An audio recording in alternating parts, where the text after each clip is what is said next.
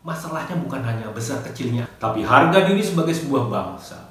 Apa iya sih itu nggak dipikirkan oleh pemerintah Provinsi DKI? Kok ia sanggup mengirimkan surat yang model begitu? Kayak preman aja modelnya.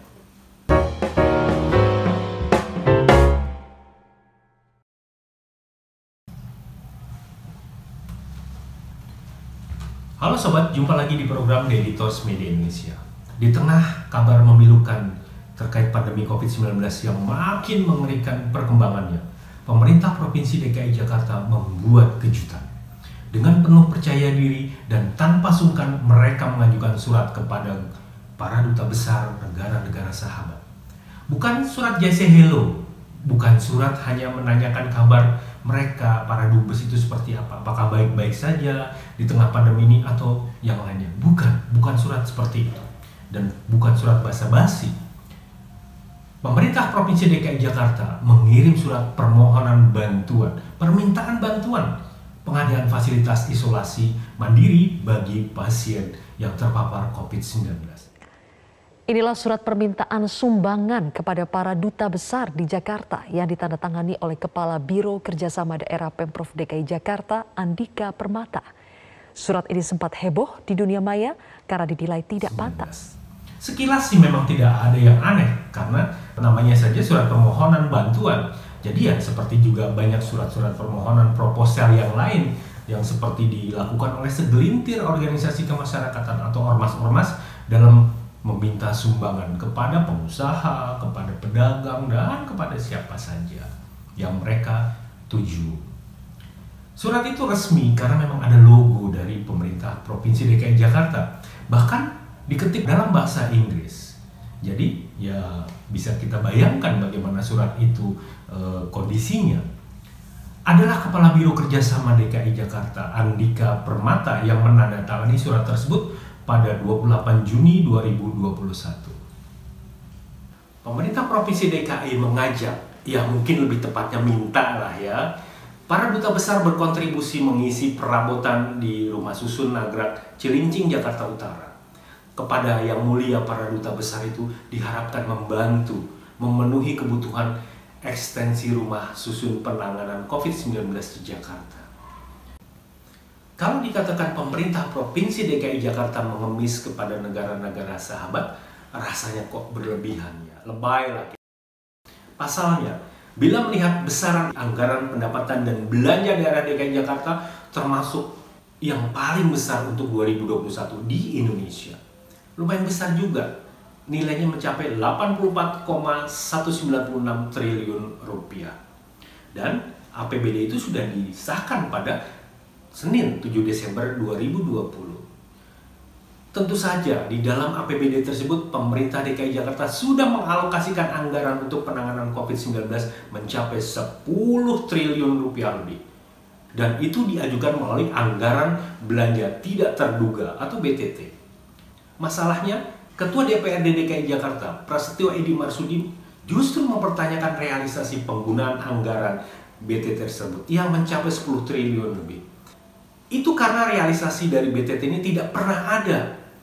Bahkan terang-terangan Prasetyo Edy Marsudi mempertanyakan, DPRD nggak pernah tuh terima laporan, data detail, ataupun hal yang konkret terkait dengan penggunaan BTT tadi.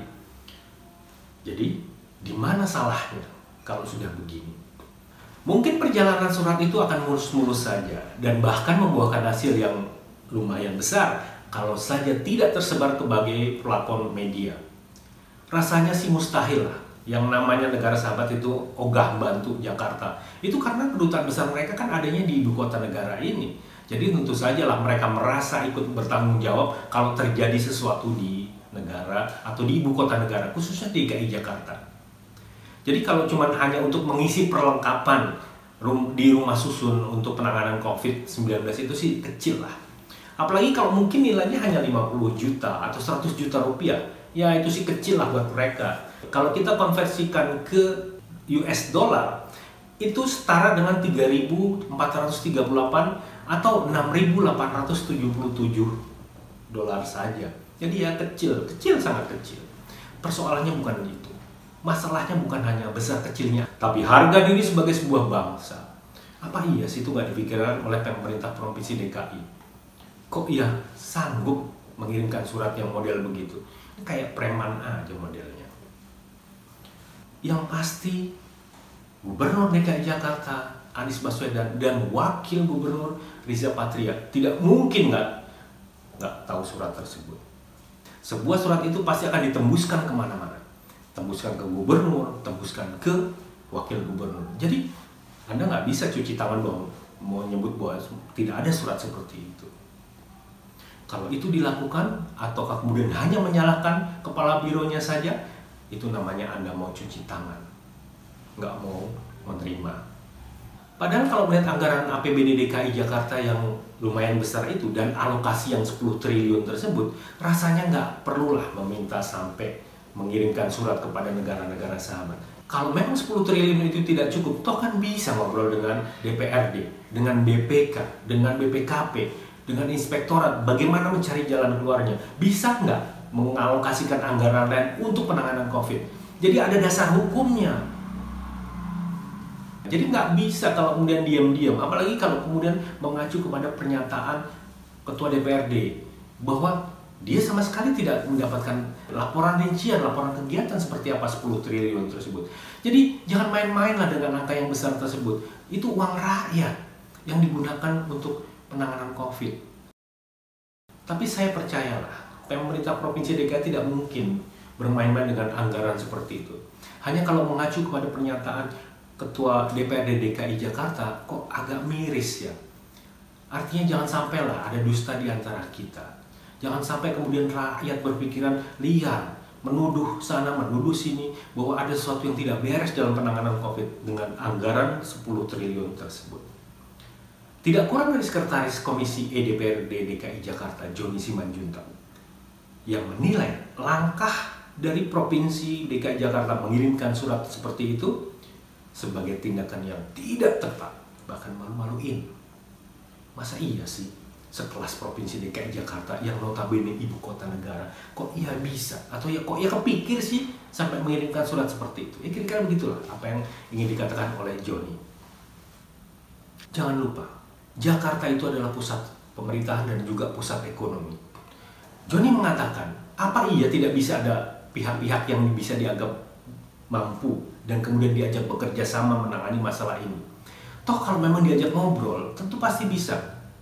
Yang penting komunikasi, jelaskan apa masalahnya. Nggak usah malu kalau memang itu untuk kebaikan bersama.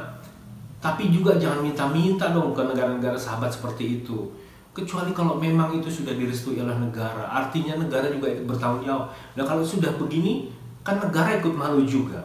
Apa memang itu tujuannya? Tentu saya yakin tidak begitulah.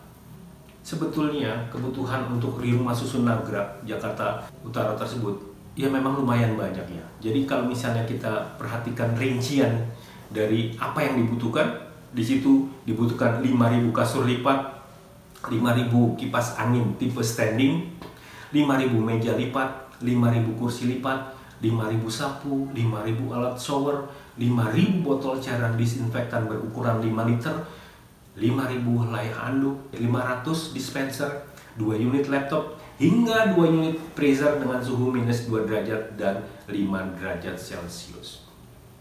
Yang cukup unik ketika kemudian Wakil Gubernur DKI Jakarta Riza Patria membantah keberadaan surat tersebut. Terang-terangan ia mengatakan tidak tahu dan tidak ada. Tapi kemudian setelah Kementerian Luar Negeri melakukan klarifikasi, Riza tak lagi bisa mengelak bahwa surat itu memang ada. Dan itu akhirnya diakui dan saat itu juga dicabut surat yang memalukan tersebut. Jadi, apa sih sebetulnya yang diinginkan oleh Pemda DKI? Apakah kemudian ingin melakukan sesuatu yang berguna bagi masyarakat, atau kemudian justru ingin menunjukkan bahwa Gubernur DKI Jakarta, Wakil Gubernur DKI Jakarta, ataupun aparat Pemprov DKI Jakarta memiliki kekuasaan di wilayah ibu kota ini, ingin menunjukkan bahwa mereka bekerja walaupun dengan cara yang unik dan aneh seperti itu.